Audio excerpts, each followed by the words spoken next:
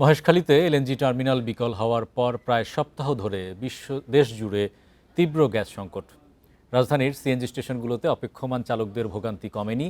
কিছু স্টেশনে 5 থেকে 7 ঘন্টা অপেক্ষা করেও গ্যাস মিলছে না। স্টেশনের প্রতিনিধিরা বলছেন, গ্যাসের চাপ না থাকায় বিক্রি নেমেছে অর্ধেকেরও নিচে। কবে নাগাদ পরিস্থিতি স্বাভাবিক হবে তা বলতে পারছে না তিতাস গ্যাসও। সিএনজি স্টেশন ছাড়িয়ে আশেপাশের এলাকায় এমন শত শত গাড়ি অপেক্ষা করছে জ্বালানির জন্য। গত এক সপ্তাহ ধরে তীব্র গ্যাস সংকট চলছে সারা দেশে। রাজধানীর স্টেশনগুলোতে 200-300 টাকার বেশি গ্যাস পাচ্ছে না গাড়িগুলো। এই গ্যাসের জন্য কেউ কেউ ভোর থেকে, কেউ বা সকাল থেকে সন্ধ্যা পর্যন্ত অপেক্ষা করছে। এই এক সপ্তাহ ধরে খুবই খারাপ অবস্থা। আগে যাও একটু পাইছি, এখন পাই না। পুরো 4 ঘন্টা 5 ঘন্টা যদি গ্যাসের সিরিয়াল দেয়, তার তো এখানেই সময় কাটা যায়। জমা উঠাবো কোন সময়, নিজে খাবো কোন সময়, সংসার চালাবো কোন সময়, সেই চিন্তাই তো টেনশনে আছে সব। 7-8 ঘন্টা পরে গ্যাস পাওয়া যায়, অনেক সময় সারা দিনই চলে যাইতেছে গ্যাস নেওয়ার জন্য। দুপুরের খাবারটা যে খাবো এখনো খাইতে পারি নাই, এটা কষ্ট না? এভাবে মানুষ বাঁচতে পারে নাকি?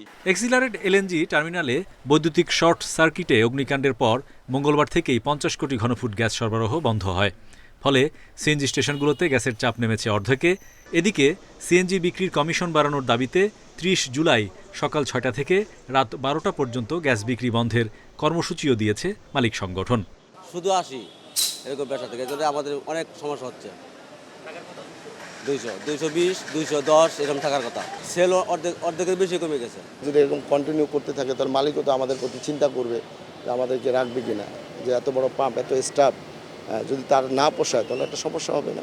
তিতাস বলছে, তাদের সরবরাহ স্বাভাবিক রাখতে দৈনিক দরকার কমপক্ষে 170 কোটি ঘনফুট গ্যাস।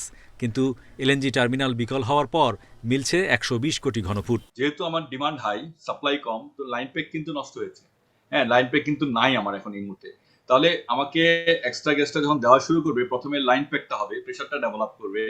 হ্যাঁ, তাহলে এখানের জন্য আমার প্রায় 5-6 দিনের একটা সময় লাগবে। কিন্তু এখন পর্যন্ত আমাদের কাছে কোনো ইনফরমেশন নাই, ওনারা দেননি যে ওটা ঠিক হতে পেরেছে কিনা। সবশেষ তথ্যমতে মহেশখালীর ভাসমান এলএনজি টার্মিনালটি মেরামতে গত সপ্তাহের শেষ দিকে দেশে এসেছেন কয়েকজন মার্কিন বিশেষজ্ঞ প্রকৌশলী। Hari Saha, independent news, Dhaka.